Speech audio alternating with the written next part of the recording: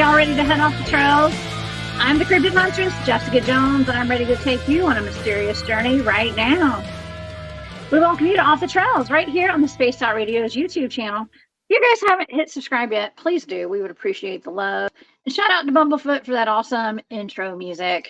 I think we're going to keep it for a minute until I get a new intro. Dave told me tonight. Okay, so if you guys would like to follow us on social media, you can get us on Twitter at Spaced Out Radio, on Instagram at Spaced Out Radio Show, and on TikTok at Spaced Out Radio. You guys can find me at thecryptidhuntress.com. And also, I have a fantastic YouTube channel. That's the Cryptid Huntress, where I just hit 5,000 subscribers yesterday. And that number is already growing even more today. So thank you guys to everybody for all your support, all your love, and all your likes, shares, and all that good stuff. It makes a huge difference. So thank you all for being a part of that and being a part of my journey. It means a lot to me. If you would like to support what I'm doing, you can become a member of my Patreon. That's the Cryptid Huntress over there on Patreon.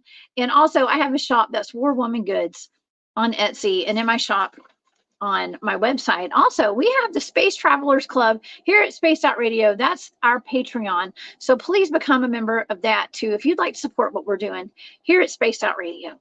Okay.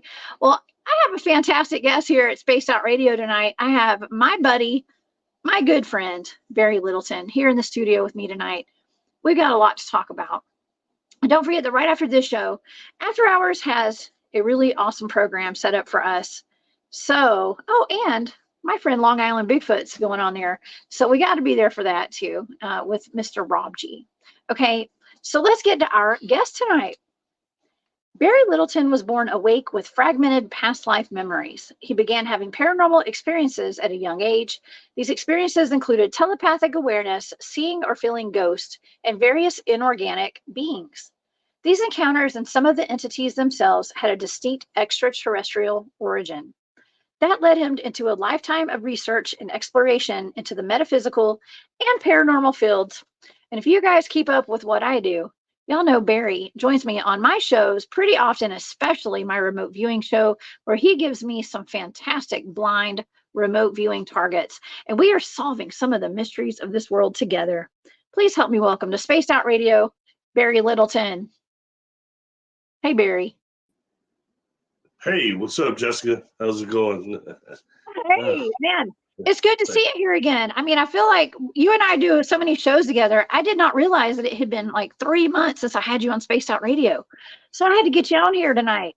You know, it really shocked me when you said that. I didn't realize it had been that long at all, you know, and I guess one thing since my recovery from my TBI accident, one thing that's different is the passage of time sometimes is more rapid than I'm aware of. So otherwise I do pretty good, but thank you for having me back on. And I guess we have a lot of stuff we can chew the fat on, so to say. And also hello to everybody in chat. Great group of people you have to follow you in both shows. So well, thank you, Barry. Hello to everybody. I know I have the best audience in all of the cryptid community and all over the internet, period. Okay. And so big time support from everybody. And I just hit 5,000 subscribers over on my channel. Congratulations. Thank you. I think you're going to go a lot higher than that. Yeah, I hope so. It's growing. But you know, you were there, you're along on this ride with me, and you have given me some of the most fantastic blind remote viewing targets, Barry. Thanks. It blows my mind too. Absolutely. Well, I feel like you and I are in it for the right reasons, and like we're just wanting to learn more. We want to try to solve some of these mysteries of the world. Not that we're solving them, but we're at least exploring them and putting it all out there for the entire world to see, right? You know, before we get started, I'm just going to say something, all right? And this kind of comes from the heart. And it's just something that I'm noticing, all right? And it's like, initially, I kind of come from, I guess, what would be considered the UFO contactee community, I guess. I don't know. And I've got to interact and observe what's called the Bigfoot community and the cryptid communities and things. And I'll just say it straight up. 90% of the people in the UFO community are full of bullshit. All right. Straight up. Oh, sorry. It's okay. Yeah. Sorry. Excuse me. Sorry, it came from the heart. Oh, It's correct okay. that. Sorry. Anyway, We let and, cuss words slip. and then what I'm seeing in the cryptid and Bigfoot community is a lot of bickering, people attacking each other, and it's kind of a trip. I mean, it's really in the open, and it's like no one's really focusing on the cryptids or on the phenomenon itself. Everybody's getting mad at each other, and it's a wide range of people. You know what I mean? It's kind of a trip. It's a little disappointing, and I want to say to people like that are like me, or people that are in the audience that really care about answers to this and about saving this planet and going forward, please don't give up. Don't stop sharing your experiences. Don't stop sharing your knowledge, interacting with others. It's really important right now. We're trying to kind of save this place as where maybe humanity can stay the stewardship of this planet. So that's just kind of something I wanted to say. That's all. That's why I enjoy working with you, because for most part, you're really cool and you stay out of most all that stuff, and you're really in it for the right reasons, I think, and that's why we enjoy working with each other. And it's important because Earth is in trouble. It really is, and it's the demonic souls that run this place that jeopardize this planet and our existence, and it's a trip down here. It really is a war between light and dark. Boy, I do try to stay out of all that stuff. I really do. My name gets brought up a lot. I don't know why. It's really confusing. But it does. It's just when you're doing big things, your name's going to get brought up, and that's okay. I have made a public statement. I will not say anything else about this. Okay. And it was a while back. So, I'm staying out of it. My name's Bennett and I ain't in it. Okay. But anyways, thank you, Barry. That's a good point. And, yeah, we're just here. We are here to have fun and to try to be as high vibe as possible. And we're here to talk about TRAPPIST-1 tonight and a bunch of cryptoterrestrials, y'all. Cat Chaser, thank you for that super sticker. Sorry to take us off path. People probably get mad at me, but no, it's okay. We'll talk about the paranormal stuff now. Yeah, it's okay. Everything. Hey, that kind of stuff needs to be said because I think it's affecting a lot of people, and even people in my chat I see tonight are involved in some of that stuff, and they don't mean to be, but people get dragged into drama and stuff like that. So there's a lot of good people out there, and in the chat, good people. So I got a lot of respect. Absolutely. Thank you, Mike. Thank you. Cat Chaser, thank you for that super sticker, though. Okay, so there's a new word that I heard you say for the first time when we were trying to come up with, I was trying to come up with what to call aliens or ETs, but they're not from outer space. They're from inner Earth and from our Earth. They're terrestrial. And Barry, you said the word cryptoterrestrial. And I thought that was the coolest thing ever. So I thought maybe we could talk about that tonight and some of these things, some of these aliens and ETs that aren't actually from outer space. They're from right here on Earth tonight. That's really cool. You always catch the neat little small things. I got that term from this book here, if I put it up there, by Mac Toonies, called Cryptoterrestrials. And inside of it, he offers the cryptoterrestrial hypothesis. And what's interesting about that book is Mac Toonies died probably a few months after it was released under very odd circumstances. But what he's saying is that the cryptoterrestrials are actually a species of humanoid / life forms that live right here on Earth, a civilization that lives on Earth and exists right side by side with us, but yet keeps themselves masked with not just holographic type of technology, but also the auto-suggestion that we are actually dealing with extraterrestrial, everything far out in space, as opposed to right here on Earth. And he's supposing these aren't multidimensionals as opposed to physicals, just like us that live here. So, it's very fascinating when we start taking in the different cryptids, but also the different types of things you're seeing in the sky that are wars in the skies that have been recorded for a long time.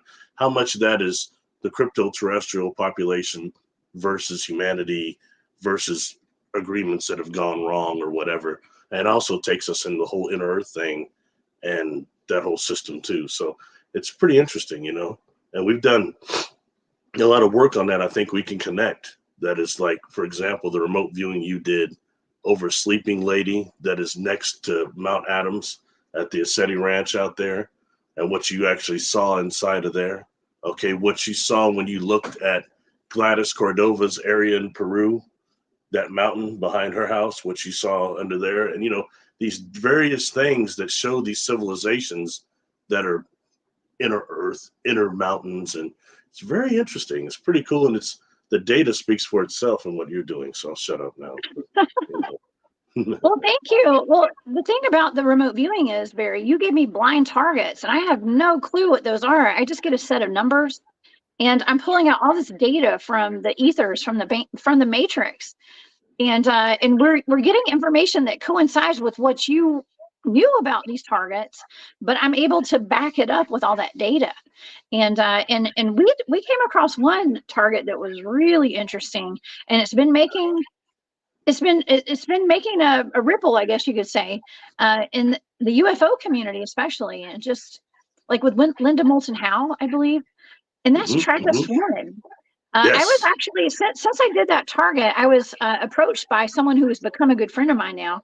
My friend Brian, he was part of my Patreon, and he had been at a UFO conference, met Linda Moulton Howe, and she said that she wanted to meet Brian Singh. Brian Singh, yeah, Brian. Yeah, he's a nice guy. Nice guy. I've interacted with him a little bit. Seems like he's really cool.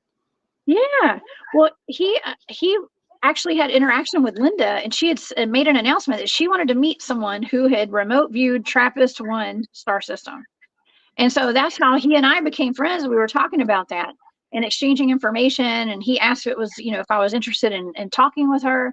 And since then, I mean, she's come out and talked more about TRAPPIST-1 since we did that target in January of 2023.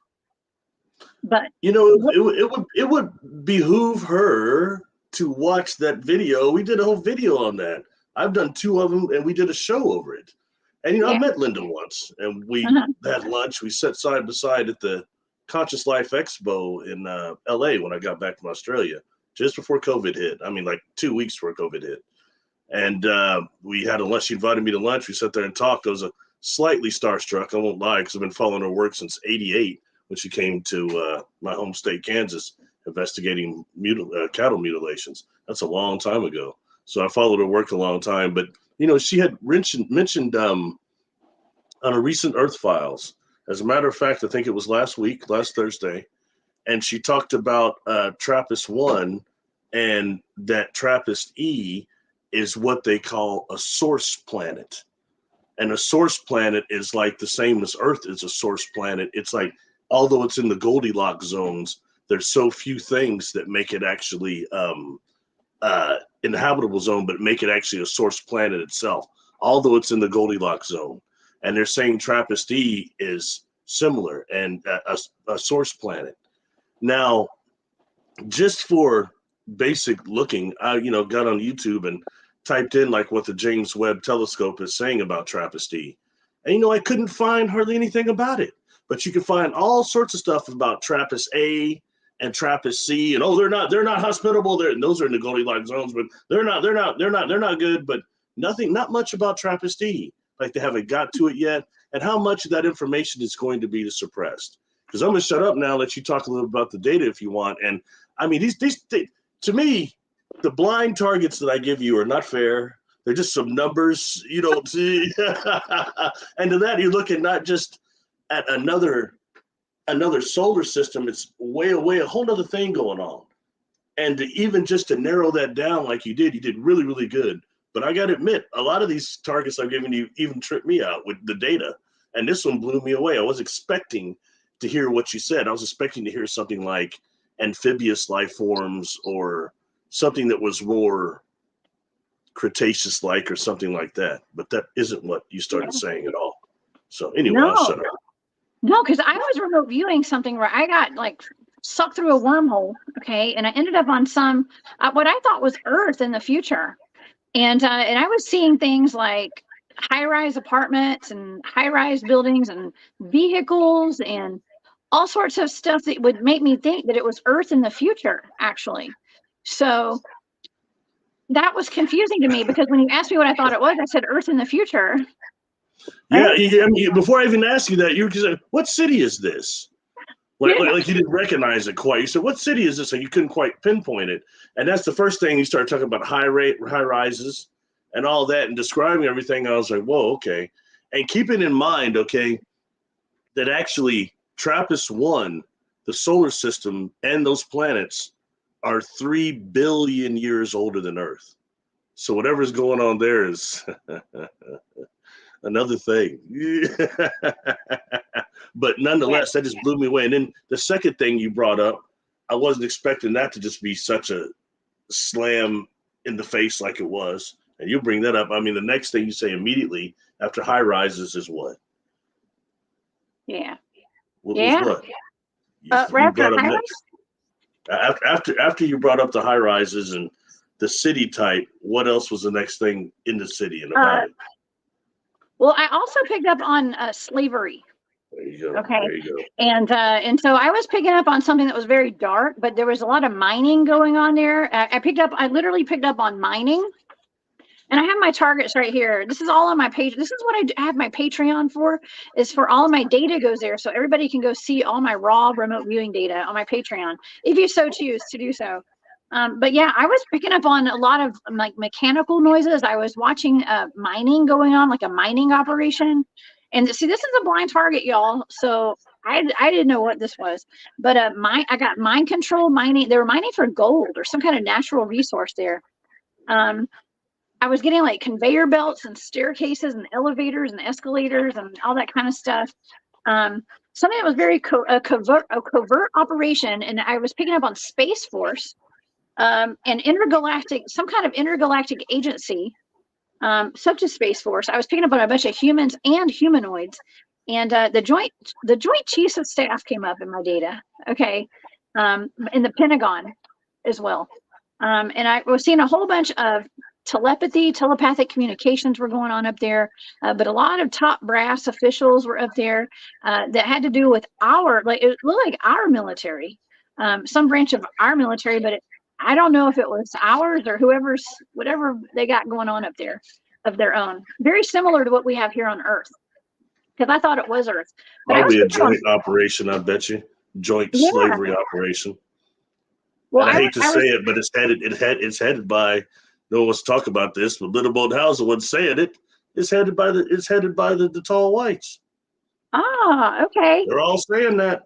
You know, it is what it is. People don't want to talk about that though. But I get people get upset with me for mentioning melanated extraterrestrials. I get hell for it. But let's talk about the enslavement by the tall whites instead of what Charles Hall is saying. It's taking a deep, and it's a trip to me because having interacted with our friend Tony Rodriguez, who I've presented with twice now, 2 different conferences. He's real cool, but like I said, when I talked to him one-on-one, we had to ride to that first conference in Cocoa Beach and back and had dinner together, the whole deal. On the way back though, we sat at the airport for like 2.5 hours waiting for our planes. We were eating and he started telling me his whole story. I wasn't real familiar with it, you know what I mean?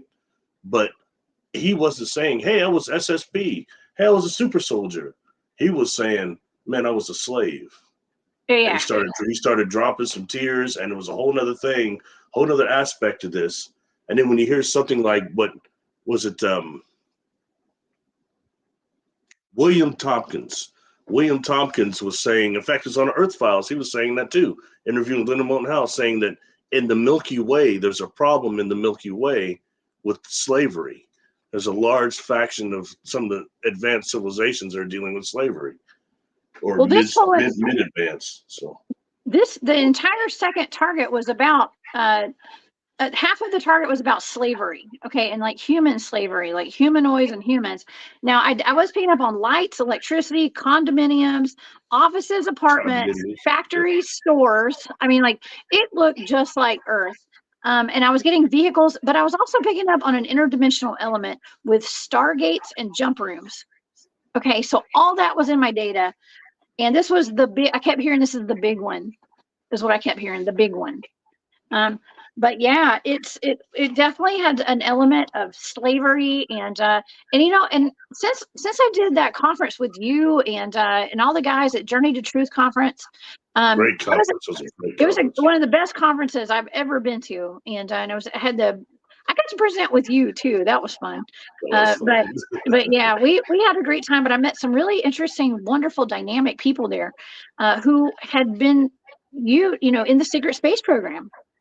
I'm going to say they were secret space program survivors, including Tony Rodriguez, and they opened up my mind to the vastness of the trauma that they went through with this. I mean, they were slaves in many ways, and it's really sad and scary, and but ultimately it's just the reality of what's going on out there right now, and yeah, and considering these are blind targets, it's mind-blowing, Barry, and it lends credibility to the claims that is a habitable planet.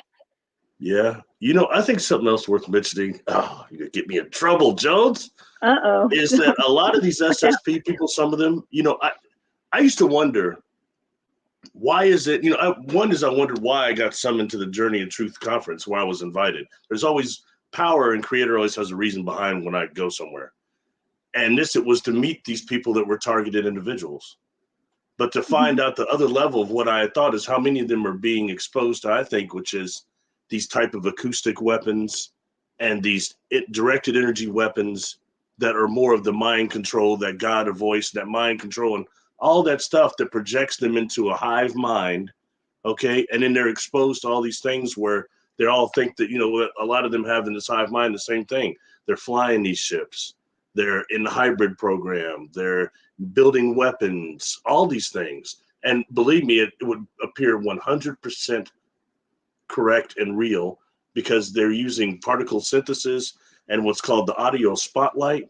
When you blast somebody from two different levels and start putting those thoughts in their mind, and all these things that they do that are done through directed energy weapons. It's not a joke. And you've got these targeted people that are claiming this, and as any institution, they're not going to have a controlled group, volunteers.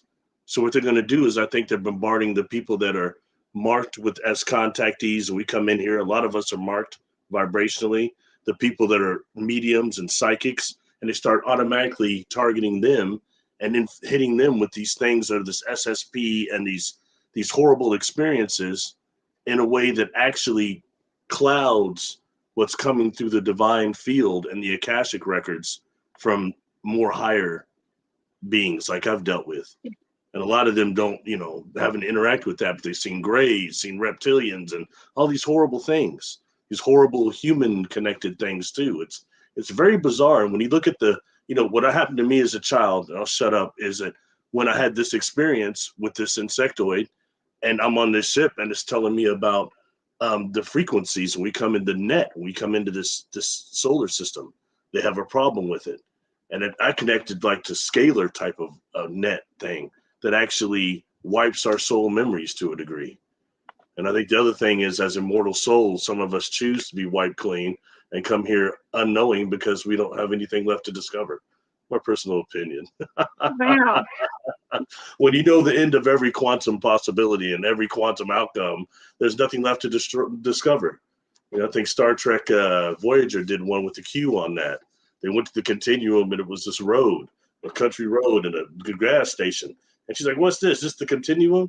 He said, "Well, the road goes all the way through and past in the cosmos, forward and backwards. And the gas station here, we've all been everything.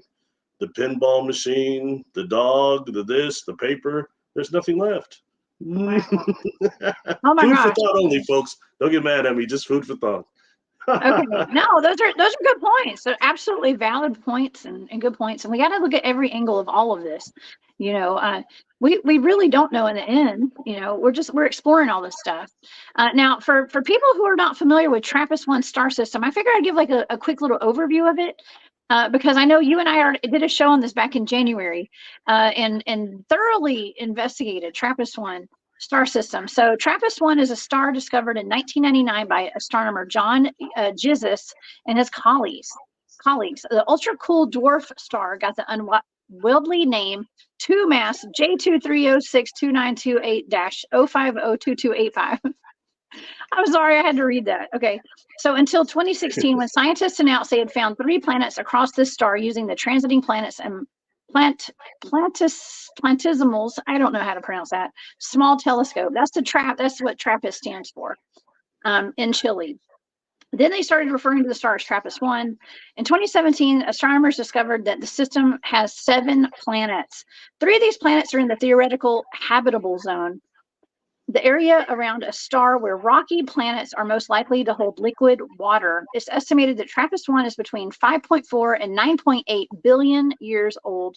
This is up to twice as old as our own solar system, which was formed 4.5 billion years ago. Okay, so that's what TRAPPIST-1 is, y'all.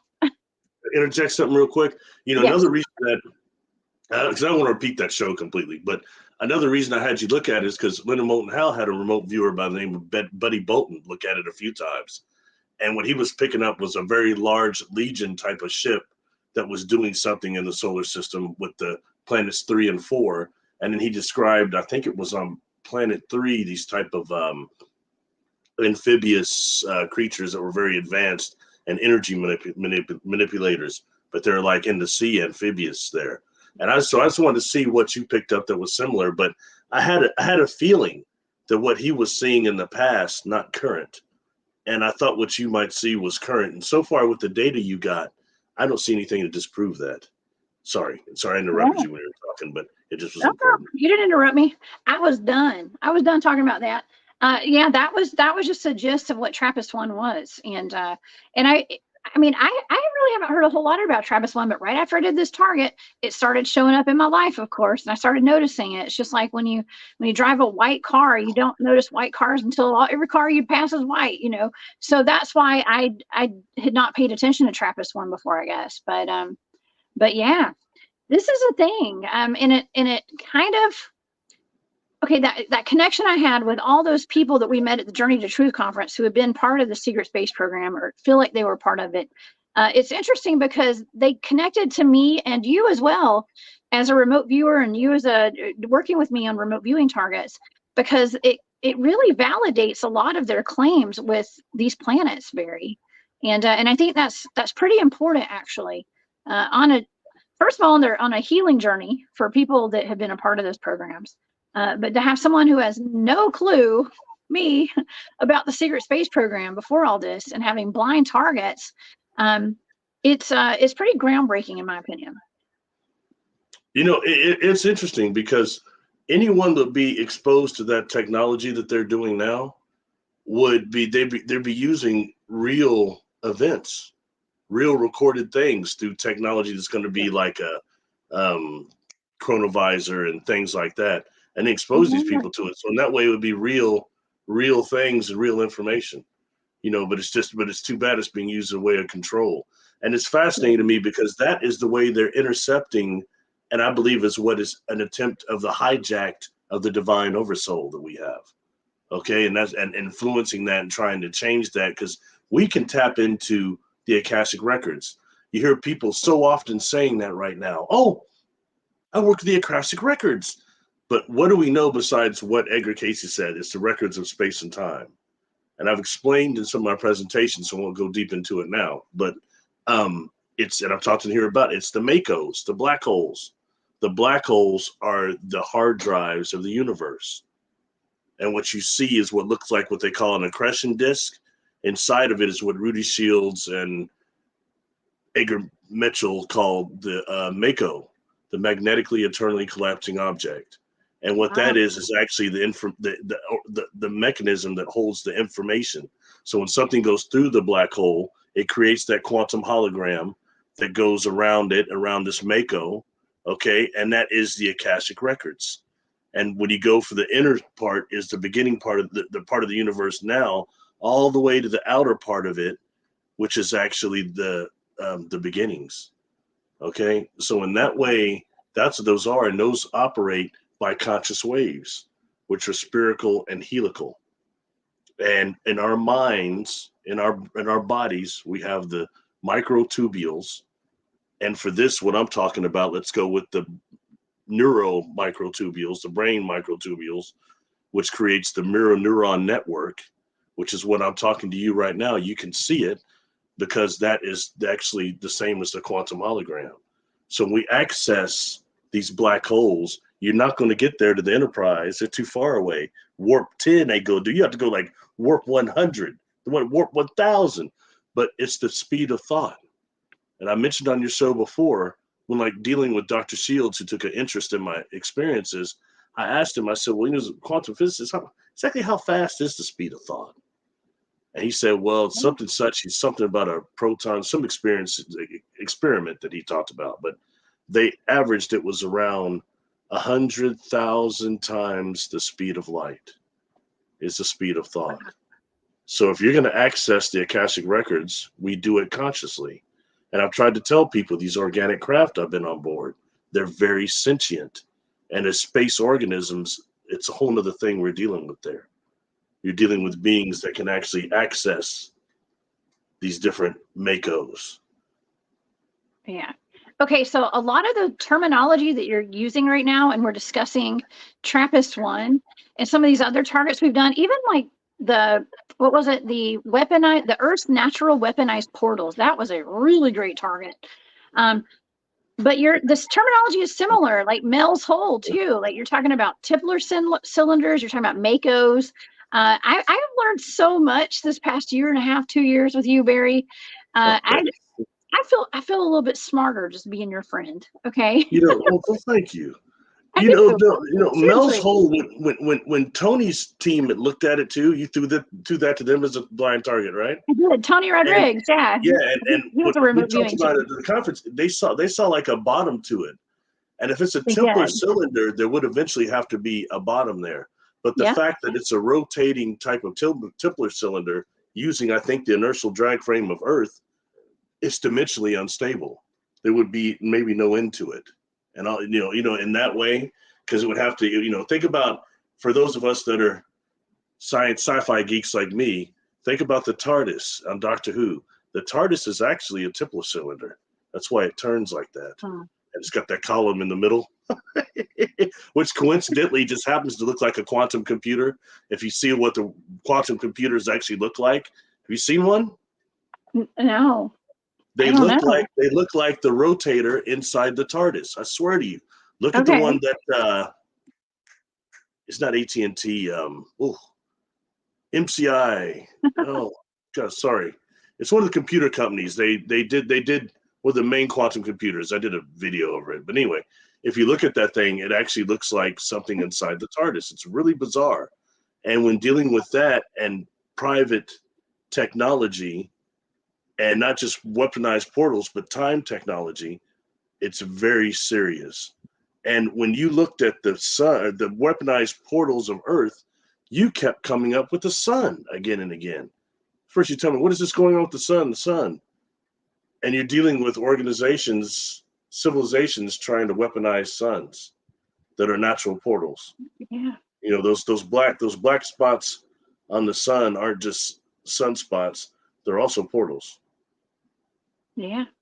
Yeah, that's right. You know what I love about you, Barry? I love a bunch of stuff about you, but you get so excited. This stuff makes you happy, like just like me. Like I love learning these things. But yeah, it tickles you. I tell you, you and I laugh a lot when we're doing this stuff. Yeah. Because like I get giddy about it, and so do you. And I love that. It's fun to learn and to pick up some of the good stuff. Not all the negative and the torture that goes on in the phenomena, you know what I mean, which does exist, but there are some positive things too that will keep us going forward as a civilization, really become a Star Trek type of thing, a type 1 civilization. Let's get there, yo. Yeah. Oh my gosh. And I can't agree with Cat Chaser more. Okay. Mel should have never come back from Australia, right, Barry? Yeah, probably not. He got beat down, lost his teeth and all that stuff. I mean, that's a terrible story. Yeah, I agree. It is. It's absolutely terrible. But these are some fantastic targets, and but they all have like very similar terminology and some of the same data that I got out of all these targets. They're also different. So but yeah, that's a great question right there. Yeah, Mike Jones. What's up, Mike?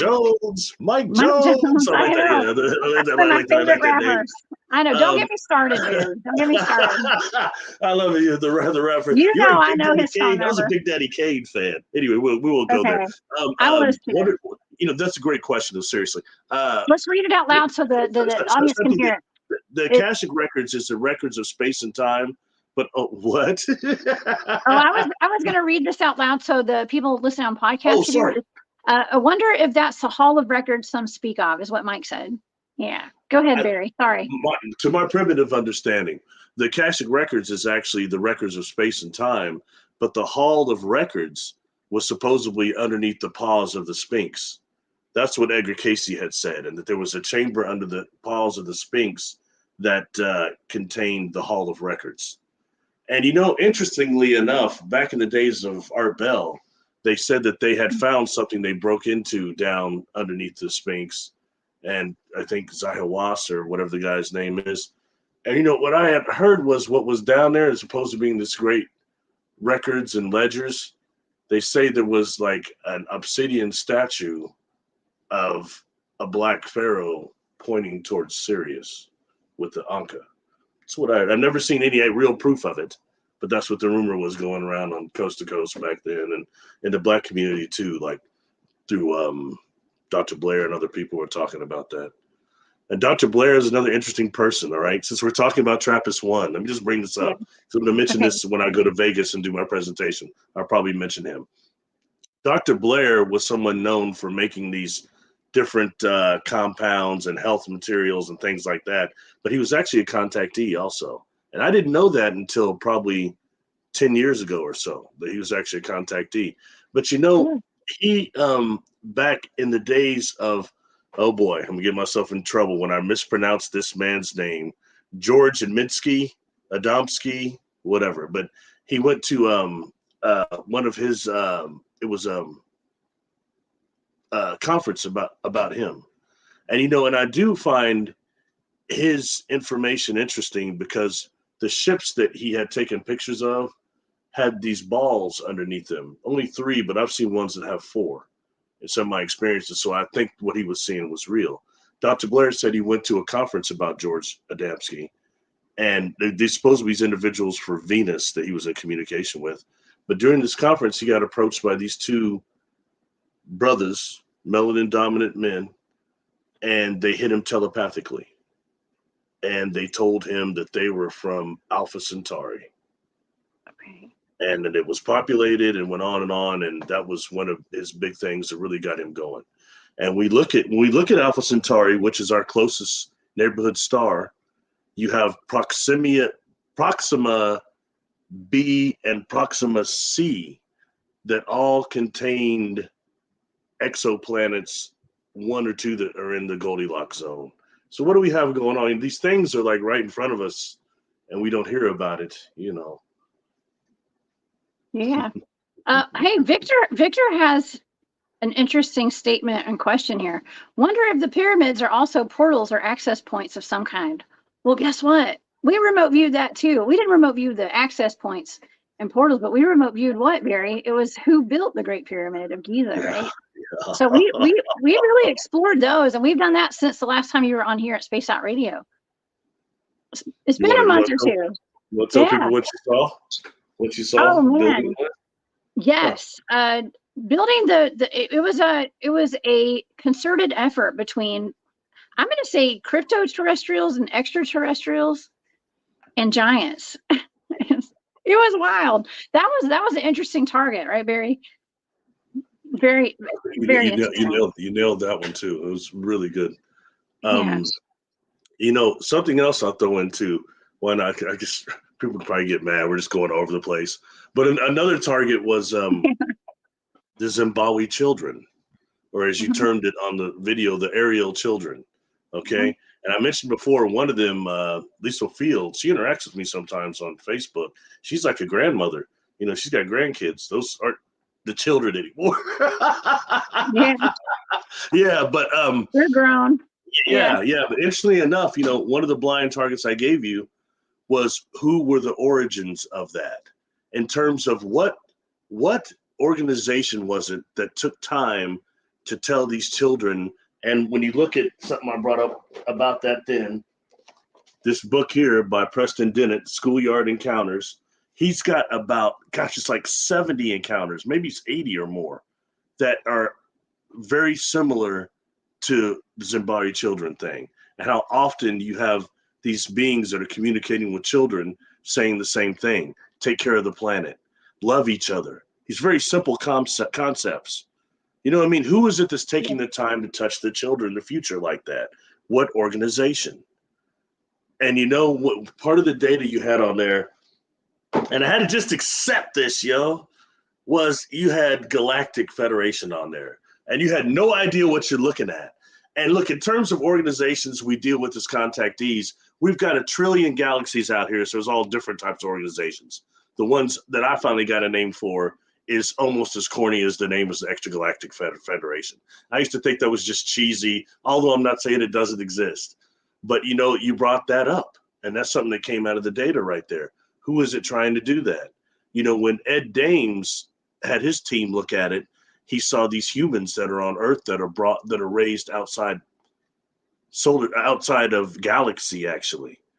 And they have access to the technology that's the plasma tech that they use also combined with holographic things to try to help. For example, they're the same ones that came around and shut off the missile silos.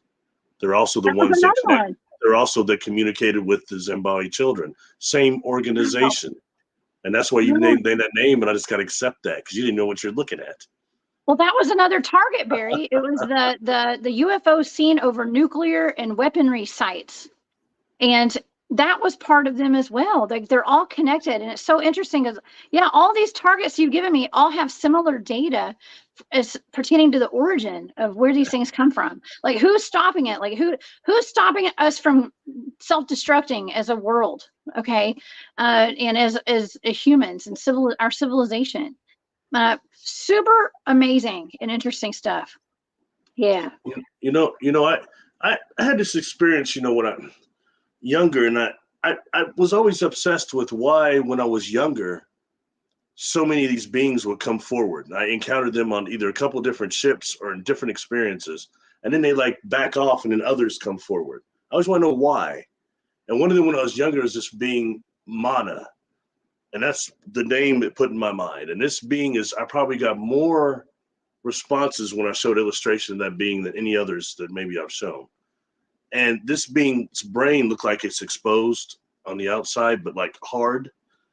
And, somebody started saying later, it looks kind of like the brains on the creatures from Mars Attacks. I'd not seen that movie until a couple of years ago. Now I see that now. But those beings look kind of comical in the face, skeleton-like. This is different, okay? But this being, when I'm thinking, how come I don't encounter it anymore, is to communicate. I wake up one morning, tripped out on brain coral, on coral in the coral reef, because technically Mana's brain, only thing on Earth I've seen that looks like it is brain coral. Looks just like that. And this come up to what's happening to the coral reef. I was just guided to this, waking up with this coral reef thing. I've been thinking about this being before I went to sleep. See what I mean? So things like that, and if the coral reef dies, we're in big trouble. And that took me into something that's called supercoral. And supercoral is something they're engineering that is resistance to the bleaching effect. So when dealing with Mana, I'm wondering what Mana's connection with Earth was, why this being is from outside the space-time continuum, but it's coming here and dealing with anybody like me or anyone here. Why? What's the connection? But so when we deal with supercoral, is this a point where coral would become sentient more than it is now and go galactic? Or did that happen in the past? Or does it even matter? Or it doesn't even matter? Food for thought again, okay? These are all things on my channel people go look at. Look at my personal encounters. I show all those pictures that have been done for me by Kassar. Same stuff, so it'll be very repetitive. Repetitive. Definitely food for thought, Barry. You always give us food for thought. Now we do have a question. Thank you so much for that super chat. Welcome to the show. This is Barry stated a light speed thought number. Could Barry elaborate on that and provide scientific data to that? That's Rudy Shields, and he said it's 100,000 times the speed of light is what they think the speed of thought is. And that was based on some type of experiment that dealt with the proton around the neutron, the circulation, that they done something. You have to look that up yourself, but that's information provided by Dr. Rudy Shields to me. So it goes a little bit beyond me. Yeah, that's interesting. Yeah, thank you for that, though. Thank you for that question. Was it the electron around the neutron? Or, I can't remember. Don't ask me. I have no idea. I'm not even sure. I know a little, but I'm not an astrophysicist or a quantum physicist. We'll have to look that up after the show. Absolutely. Yeah. Yeah. Okay. Yeah. There are a lot of, I'm always behind on all these comments. I'm only like 2 minutes behind right now though. Oh, you're behind? Oh, I thought those were current comments. No, these are pretty recent. They're pretty recent. I'm usually like 10 to 20 minutes behind. I'll be honest, the chat moves so fast I can't keep up. I glance over and it's completely gone. It does. We have a lot of people in the chat tonight. Thank you guys, everybody, for being here tonight and for all your questions. If you guys have any questions, y'all put them in like all caps so I can see them, because I feel like I kind of have to skip through them really quickly. So I know y'all have a lot of questions for Barry tonight. So yeah. Let's see. Let me go through here. Okay, we have so many more targets. I mean, you and I even. Okay, so we did the aliens out of Peru, the face peelers. Remember that one, Barry? That was interesting. We haven't talked about that on Spaced Out Radio, and I know it's kind of old news now, because then we had the mummified aliens out of Mexico, right? And so you and I have really been talking about these aliens a lot. Cryptoterrestrials, because the data for both of those seem to be cryptoterrestrial aliens from Earth, not from outer space. Now, I found that really odd, Barry, because I always thought the aliens came from outer space. Yeah. And, and when you look at, all of us are colonized here from somewhere, probably, technically, you know what I mean? It's not openly said, but that is, just who's here. Because I used to hear, frequently when looking into the subject of black extraterrestrials, how many were inner Earth that are from Andromeda. First time I started really hearing about beings Andromeda that are more humanoid, and that was the very tall women with the dreadlocks. I'd heard about them, and that they are related to the Mayans and Mayan ancestry and things like that they pop up in our entertainment quite a bit, which actually gives you something to think about. And that is like when you look at Guinan on Star Trek, she had the long dreadlocks. You look at, and they're supposed to be warriors. You look at Michonne from The Walking Dead. She's got the dreadlocks, got the samurai sword. You look at Wonder Woman. She comes from this land of all women, because it's supposed to be a race that is all female. These Andromedan women. So they're not real fan of men, I understand. That's the whole thing going on in the Amazonian thing. And also another one would be Storm. Storm is a representative of this also. And they say that the Queen Sheba has lineage of these Andromedans, and that's what Storm is based on. And when you look at the Queen of Sheba's era that's running things right now, she's got this white hair. It's very interesting. Yeah. Food for thought again, Super interesting. There's a whole lot. Like I watched this guy that does this show on YouTube about gematria. I can't remember his name. Oh my gosh, I've been watching him forever. But I think it's him, and there's another guy. Okay, there's all these people on YouTube that I watch, of course. But they talk about the origins behind Storm and so I don't know, and the Incredible Hulk and all that. Anyways, we won't go there, because the Hulk, that takes us. I don't want to spend too much time because people get mad when I talk about melanin too much. Listen, but when talking about the Hulk, that takes us back again to the radiotropic fungus, specifically radiotropic fungus, and that it was found on the walls of Fukushima and the walls of Chernobyl in the reactors. And it's a black fungus, black mold that's actually takes gamma radiation and converts it into the life cycle. And that is what Lou Ferrigno and Bill Bixby was doing. That's what the Hulk does, technically. So I think that's fascinating. I mentioned before how you have scientists that were speculating that actually was not native to Earth, and it was sent here to help us deal with radiation contamination. I've heard that from too. Higher civilization. Yeah. And, and when we start dealing with that, civilizations that might be on the pico scale or the nano scale or the pico, we start dealing with civilizations that get smaller and actually go through space, exploring through inner space, like Martin Short and Dennis Quaid. I've heard that too. Yeah. Well, we have a question. Cat Chaser, who made the Sphinx? Now, I would assume it'd be the same people that built the pyramids. Don't you think, Barry? Mm-hmm. Mm-hmm. Yeah. Yeah. There's. Oh, go ahead. Oh, no, I was going to say, Victor left a comment and says, I heard in a documentary that the Lyrans built the Sphinx. It also aligned with the constellation Leo. Interesting. That's interesting too. Because I've heard it's Syrians and allows with the constellation Orion. I mean, we hear so many things. It's kind of like, where does it begin and end? You know what I mean? And you can look at what somebody I thought was really good is Elizabeth Heish, who wrote the book Initiation long time ago. That book's very interesting in terms of, I always look for material that somehow would help spark past life memories I was already having, or at least something that was connected. That was one such book. Another one would be Edgar Cayce on Atlantis. That one rang a lot of bells. You know what I mean? Just a few of them when you read these things that just resonate in a way that are beyond. Things that I couldn't find in school. They're still talking about Christopher Columbus. I have memories that go, but way before that. A lot of us do. Yeah. Yeah. You know, that's something that's maybe different now too, Jessica, with the change of energy. Those young people that are incarnating now, that they give these terms, star seeds and all these cool terms. But in reality, they're being born with past life memories, not fragmented like mine. They're intact. You know, such show like that one, Ghost in My Child. Ghost in My Child was that show years ago that those kids were born with full past life memories.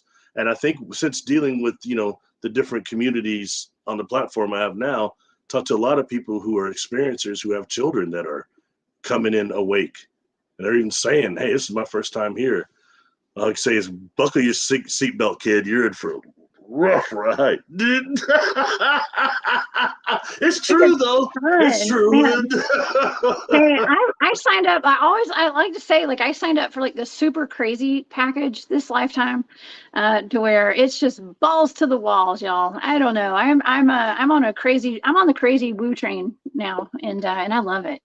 It's so fun. And, you know, and I have a kid, so, and he's very much awake. And I feel like, he's got a super awake mom too, though, Barry, you know, but that's my job. It's my job to let him go along with me on this wild ride.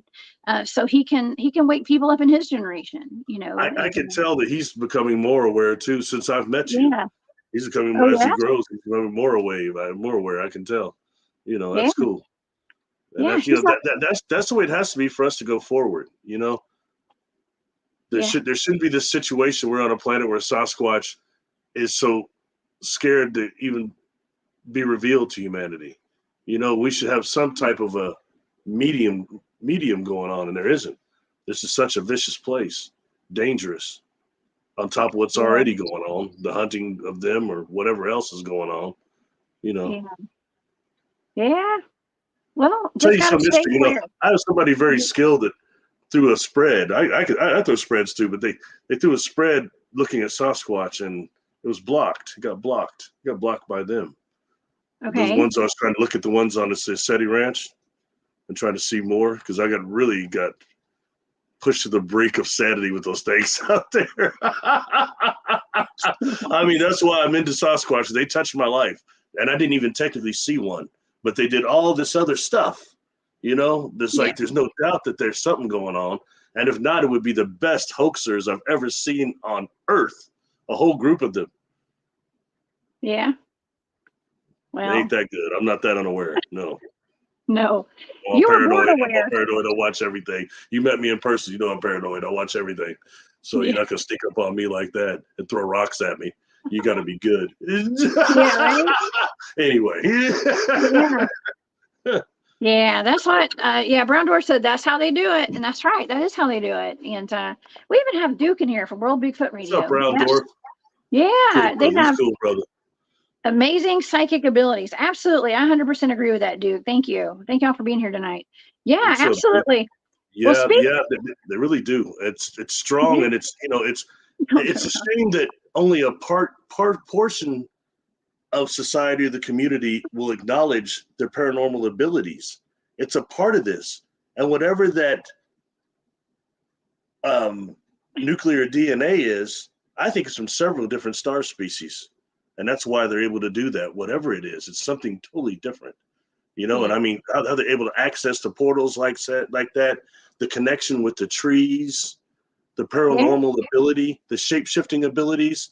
like something like a dreamer, like Carlos Castaneda talks about the dreamers, how they seem to have this ability to cognitively. I've talked about all this stuff. I find it fascinating. And why do they sometimes walk like spiders? Why? What is that? Yeah, that's creepy. That's right. I've never seen one do that before, but I have on a video, but I've never seen it in person. So, but I think that's how they kind of stay under the radar, is like they're moving like something that we would not expect them to move like. Okay. So we're not looking for a spider crab crawl out in the woods, you know, so. Or something laying like a log for hours. Yeah, exactly. Exactly. Oh my gosh. Well, you have videos on all this stuff on your YouTube channel, Barry. We've come to the end of the hour. Thank you so much for being here, Barry. You got to tell the audience where they can find you and about the conference you're going to be speaking at. I'll be speaking in Vegas in November 10th through the 12th, or 9th through the 12th, I'm sorry, at the Stairways to the Stars conference. We're looking forward to it. Alexis Brooks will be there, Jimmy Church, a bunch of other people. It'll be a lot of fun, I think. Plus, I've never been to Vegas before. Looking forward to it. Another thing, so great place to meet people. Another place, please check out my YouTube channel, subscribe, help me beat the shadow banning deal. It's getting a little better. If you type my name up, my channel actually comes up now. So please subscribe. Look at the playlist. There's a lot of videos on there, 300 and some, and they're all short, but they address a lot of different things that will give you just information to do your own thing, your own research. It's not about me, really. So thank you, Jessica, and to the audience. You're welcome. Okay, so we got it up here, Barry Littleton on YouTube and Patreon. You guys please go over there and subscribe to Barry. He's got just so much good information out there, and I learn something new from Barry every time. Every time I talk to you, Barry, I learn something new. Okay. Thanks. You did a great job. Thank you. Thank you. Yeah, and you guys go to a Stairway to the Stars. Okay, there's going to be a lot of cool people there. And they have the Ancient Aliens crowd that's going to be there, Barry. So I hope that you'll bring up some of our research when you're out there with those people and have them check out our YouTube channels and stuff. Yeah. I will. Okay. Probably included some of my presentation, actually. So. Well, shoot. Yeah, you better. Well, keep me posted on that. Man, I wish I could go to that. Maybe I can. Maybe I'll make a surprise visit. Who knows? Okay. That'd be cool. That'd be cool. All right, Barry. Well, listen, have a good night. Thank you so much for being here. You better come back and see me at Spaced Out Radio. Okay. I'll see you soon, Barry. Okay. See ya. All right, y'all. That was amazing. Another awesome performance by Barry Littleton over here at Spaced Out Radio. I'm not saying his performance, but you know what I mean. Guest appearance. He's one of my favorites, y'all. Okay, so don't forget that right after this show, we have After Hours. My buddy Long Island Bigfoot Mike is going to be over there with Rob, okay, on After Hours tonight. So y'all go check that out. I will see you guys next time on Spaced Out Radio. Y'all come see me on my channel, The Cryptid Huntress. This week, I've got Vic Cundiff coming on Wednesday at 1 p.m. Eastern. We're going to talk about his Bigfoot experiences and all those Dogman reports that he takes. And then we're also going to have part 2 of my vampire series with Jimmy Payne and James Rink on Thursday night. So you guys come hang out with me on my channel. I'll see you guys back here. But until then, I'm Jessica Jones. I'm the Cryptid Huntress heading off the trails. I'll see y'all later. Bye.